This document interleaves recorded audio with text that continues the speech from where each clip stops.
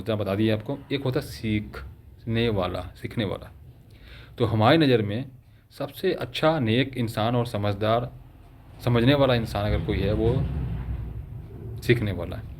आप हो, मैं हूँ, कोई भी, जो हमेशा सीखते रहता है ना, छोटों से, बड़ों से, गरीब से, अमीर से, अच्छे से, बुरे से, और वो अच्छाई देखता है सबकी, और उन्हें समझता हो, उनको फिर उनका सही जवाब देता हो।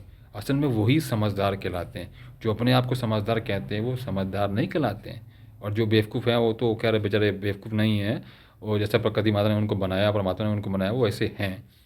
ठीक है। अभी ऐसे लोग बहुत सारे गधे को देखा होगा आपने, गधा को देख के बोलते हैं अरे ये तो गधा है। गधा गधा नहीं है, ऊपर वाले ने गधे को गधा बनाया, मालूम है क्यों? क्योंकि आपको समझ आ सके कि गधा किसे कहते हैं। जिस गधे को देखकर आप गधा कहते हैं ना, वो गधा नहीं है। उसको तो प्रकृति माता ने, परमात्मा ने बनाया, वैसा लोगों को सिखा सके, समझा सके गधे किसके कहते कहते हैं। ये बात आपको समझाने के लिए बताई गई है। तो गधे को कहने वाला ही गधा कहलाता है। यानी कि मूर्ख को समझने वाला, मूर्ख को अगर मूर्ख देख के अगर समझ रहा है कि वो मूर्ख है, तो मूर्ख नहीं, सबसे बड़ा मूर्ख वो है जो मूर्ख को भी मूर्ख समझ रहा है। और जो अपने आप को बहुत बड़ा ज्ञानी, समझदार, फलाना ढिकाना पता नहीं क्या क्या समझता है ना, वो सबसे बड़ा मूर्ख है। मेरे नज़र में तो भैया सबसे अच्छा और नेक इंसान, बहुत समझने समझने वाला, सुलझे इंसान कोई है तो वह सीखने वाला है। भले एक छोटा सा बच्चा हो या बड़ा हो, जो हर एक का आदर सम्मान करता हो, छोटों का, बूढ़ों का, छोटों का, छोटे बच्चों का, बड़ों का, हर किसी का सम्मान करता हो, वो ही असल में समझदार कहलाया जाता है, सीखने वाला। अब मुझसे पूछेंगे कि मैं कौन हूँ, तो भैया मैं तो ना तो मूर्ख हूँ, पर अगर आपको लगता है तो कोई बात नहीं। और मैं समझदार तो कभी बनना चाहूँगा नहीं, क्योंकि समझदार सबसे बड़ा बेवकूफ़ होता है, उसमें अकड़ बहुत जल्दी आ जाती है, अकड़ बढ़ जाती है। मेरे को नहीं बनने का समझदार। मेरे को इतना मालूम है कि भैया हम सिख हैं, मैं सिख हूँ, गुरु सच्चे पातशाह का भगत हूँ, बहुत ज़्यादा मानता हूँ, उनके रास्ते चलता हूँ और कहीं नहीं जाता, कहीं भटकता नहीं।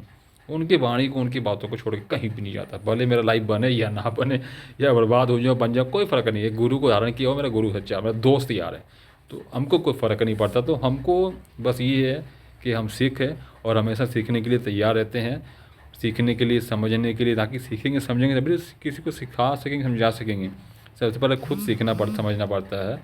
तो मेरे को सिख बनना पसंद है। आप भी सीखें। आप बहुत सारे लोग जो भी इस संसार में सीखने के लिए तैयार रहते हैं हमेशा, छोटा बच्चा हो या बड़ा हो, लेडीज़ हो या जेंट्स हो, सीखने के लिए तैयार रहते हैं, वो सब सीख के लाते हैं।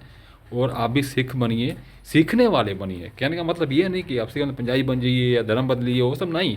कहने का मतलब है सीखने के लिए हमेशा तैयार रहिए।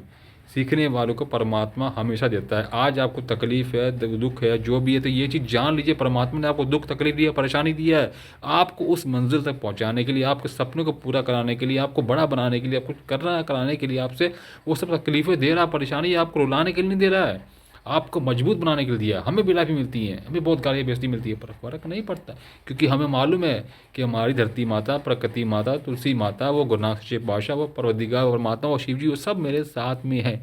तो हमें फ़र्क तो नहीं पड़ता भैया। अब बात आपकी है, बात समझ में आई तो शेयर कीजिए, नहीं समझ में आने वाले लोगों को तो शेयर तो करेंगे नहीं, कमेंट में गाली देंगे, कोई बात नहीं। धन्यवाद सो मच, धन्यवाद, थैंक यू सो मच। आपका दिन शुभ मंगलमय हो, हमेशा खुश रहें, ऐसी दुआएं करूँगा। मेरी किसी दुश्मनी नहीं है भाई। मैं सबके लिए अरदास करता हूँ, रिक्वेस्ट करता हूँ कि बस हमेशा सब बच्चों को खुश रखे, क्योंकि वो हमारे माता पिता हैं। सबसे असल में माता पिता वही है हमारे, के सब के माता पिता वही हैं, प्रकृति माता, परवरदिगार परमात्मा, गुरु नानक सच्चे पातशाह। तो हमेशा खुश रहें। धन्यवाद, थैंक यू सो मच।